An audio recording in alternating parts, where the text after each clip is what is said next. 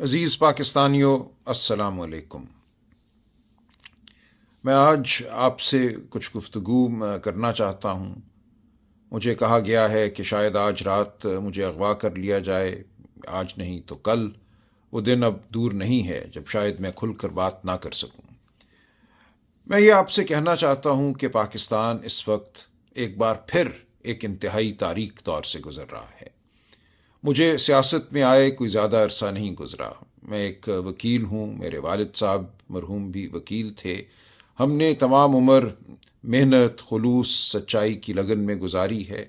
میں اپنے والد صاحب کے نقش قدم پر چلنے کا ہمیشہ سے متمنی رہا ہوں۔ آج بھی میری یہی خواہش ہے کہ ایک عام انسان کے طور پہ، میں کوئی وڈیرا نہیں، کوئی جاگیردار نہیں، میں کوئی پیشہ ور سیاستدان نہیں، میں سیاست میں صرف اس لیے آیا ہوں کہ ان اقدار کی پیروی کر سکوں، ان اقدار کو مضبوط کر سکوں وطن عزیز میں، جن کے لیے میرے والد نے اپنی زندگی بسر کی اور جن کے لیے میں اپنی زندگی وقف کرنا چاہتا ہوں۔ یہ کیا اقدار ہیں؟ یہ اقدار شرافت کی اقدار ہیں۔ یہ وہ قدر ہے جو کہتی ہے کہ ہر انسان کا احترام کرو، چادر کا، چار دیواری کا احترام کرو، قانون کا احترام کرو، سچائی کا احترام کرو۔ آج مجھے یہ نظر آتا ہے کہ اس ملک میں ایک ایسا نظام حکومت قائم ہے جو صرف دھونس پر قائم ہے، جو جھوٹ پر قائم ہے، جو فریب پر قائم ہے۔ میں سیاست میں صرف اس لیے آیا کہ میں اس دھونس، اس جھوٹ، اس فریب کی مزاحمت کر سکوں۔ میرے سامنے یہ بات ایک بار پھر کھل کر سامنے آئی 8 فروری کی رات، 9 فروری کی رات، جب الیکشن کے بعد ہم نے دیکھا۔ میں خود ایک امیدوار تھا، 1,00,000 ووٹ سے میں کہتا ہوں میں الیکشن جیتا۔ میرے سامنے الیکشن کے رزلٹ کو تبدیل کیا گیا۔ وہ بچے بچیاں جنہوں نے رو رو کر ووٹ ڈالے تھے، مجھے آج بھی وہ چہرہ یاد ہے اس بچی کا جس نے ماڈل ٹاؤن میں، اسی اے پی ایس اسکول میں جہاں یہ دھاندلی رات کی گئی، پکڑ کے ہاتھ میرا کہا تھا، انکل پہلی بار میں ووٹ ڈال رہی ہوں، میرے ووٹ کو سنبھال کے رکھنا۔ ہم اس ووٹ کو نہیں سنبھال سکے کیونکہ ہم سے چھین لی گئی وہ امانت جو ہمیں قوم نے دی تھی۔ اس کے بعد ایک دور پیدا ہوا جھوٹ اور فریب کا کہ اس رات کا جو عذاب تھا، جو جھوٹ تھا، اس کو دبانے کے لیے مزید جھوٹ گھڑے گئے، ہم پہ مقدمے بنائے گئے، بے شمار جھوٹے مقدمے بنے، صرف عمران خان صاحب پہ نہیں، ہزاروں لوگوں پر، جن کو اٹھایا گیا، مارا پیٹا گیا، جن کی عزتیں پامال کی گئیں، اور یہ عمل آج بھی جاری ہے۔ اسی لیے میں آج بھی سیاست میں ہوں۔ جس دن یہ عمل ختم ہو گیا اور مجھے یقین ہو گیا کہ پاکستان میں شرافت کا دورہ ہے، پاکستان میں قانون ہے، میرا سیاست سے کوئی تعلق نہیں رہے گا۔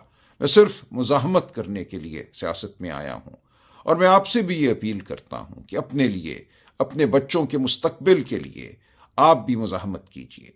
آج اس ملک میں کوئی فیکٹری لگانے کو تیار نہیں ہے، کوئی انویسٹمنٹ کرنے کو تیار نہیں ہے، غیر ملکی تو کیا کوئی پاکستانی کیوں یہ کرے گا، جب انہیں پتہ ہے کہ اس ملک میں صرف دھونس جو ہے وہی قانون ہے۔ کوئی شرافت باقی نہیں رہی، کوئی کرینہ نہیں ہے جس کے تحت زندگی گزاری جا سکے۔ ہر شخص جو ہے وہ ایک طرح سے ایک رکاوٹ ہے اقتدار والوں کے راستے میں۔ اگر میں آواز بلند کروں گا تو میری آواز کو چھین لیا جائے گا، اگر میں اپنی ٹانگوں پہ گھر سے باہر نکلوں گا تو میری ٹانگوں کو توڑ دیا جائے گا۔ آج یہ نظام ہے اس ملک میں۔ تو میں آپ سے اپیل کرتا ہوں کہ ہم نے جو اپیل کی ہے، پاکستان کے عوام سے کی ہے، وہ اپیل صرف پی ٹی آئی کے ممبران یا کارکنان سے نہیں کی۔ ہم ہر پاکستانی کو یہ کہتے ہیں، ہر خاتون کو، ہر بچے کو، ہر بزرگ کو ہم یہ کہتے ہیں کہ اپنے مستقبل کے لیے باہر نکلو، پاکستان میں شرافت کے لیے باہر نکلو۔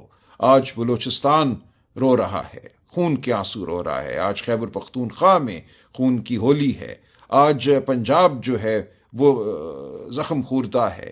سندھ میں لوگ احتجاج کر رہے ہیں، باہر آ رہے ہیں، ان کو اپنے پانی کا نہیں پتا کہ ان کو پانی ان کے کھیتوں کو ملے گا نہیں ملے گا، ان کے حقوق کیا ہیں۔ کرپشن کا دورہ ہے۔ تو ہم یہ چاہتے ہیں کہ سب اکٹھے مل کر باہر آواز بلند کریں۔ 24 نومبر جو ہے وہ ایک انتہا بھی ہے اور ایک آغاز بھی ہے۔ ہم چاہتے ہیں کہ آج کے بعد کوئی طالع آزما، کوئی شخص جس کو ناز ہے اپنی طاقت پر، اپنی بندوقوں پر، اپنے پیادوں پر، وہ ہمارے اوپر حکمرانی نہ کر سکے۔ ہماری جو آواز ہے اس کو کوئی دبا نہ سکے۔ اس لیے ہم باہر نکلنا چاہتے ہیں، اپنی آواز کو بلند کرنا چاہتے ہیں، اتنا بلند کرنا چاہتے ہیں کہ کوئی اس کو دبا نہ سکے۔ دیکھیے، دنیا کی ہر ریاست کے پاس طاقت ہوتی ہے، ہر ریاست کے پاس پیادے ہوتے ہیں، ہر ریاست کے پاس ویگو ڈالے ہوتے ہیں، بندوقیں ہوتی ہیں، لیکن وہاں کیوں یہ سب کچھ نہیں ہوتا؟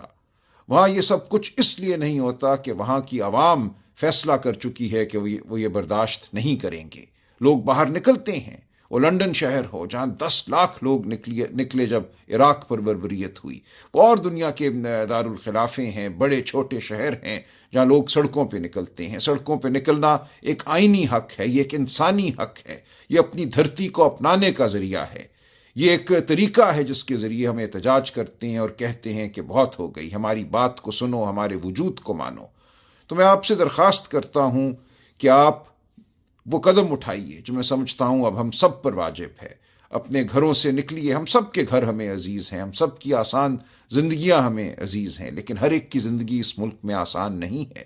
اس بربریت کی وجہ سے اس ملک میں بہت غربت ہے، اس ملک میں بچوں کو تعلیم نہیں ملتی، 40% بچے 15-16 سال کی عمر کے کسی اسکول میں نہیں جاتے، اس ملک کے ہسپتالوں میں شفا نہیں ملتی، اس ملک میں آگے بڑھ کر اگر کوئی نوکری کرنا چاہتا ہے باعزت تو اس کو نوکری نہیں ملتی، ڈگری تھامے لوگ سال ہا سال گزار دیتے ہیں، باہر جانے کی تمنا میں زندگیاں بسر کرتے ہیں۔ تو ہم نے اس ملک کو اگر ایک ایسا ملک بنانا ہے جو احترام آدمیت، احترام انسانیت پر مبنی ہو، جس کے حوالے سے ہم فخر کر سکیں، ہم دنیا کو بتا سکیں کہ ہمارا ملک ایک شریف ملک ہے، ہم ایک ایسے معاشرے کے رہنے والے ہیں، فرد ہیں جہاں انسان کی عزت ہے، تکریم ہے، جہاں تعلیم کو، صحت کو بنیادی حق سمجھا جاتا ہے اور دیا جاتا ہے، تو ہمیں آواز بلند کرنا ہوگی، ہمیں باہر نکلنا ہوگا، ہمیں احتجاج کرنا ہوگا، ورنہ ہمیں چن چن کر ختم کر دیا جائے گا۔ آج میں اغوا ہوں گا، کل کوئی اور اغوا ہو جائے گا، باقی لوگ ڈر جائیں گے، سہم جائیں گے، یہ ملک ایک قبرستان بن جائے گا۔ ہم نے اس ملک کو قبرستان نہیں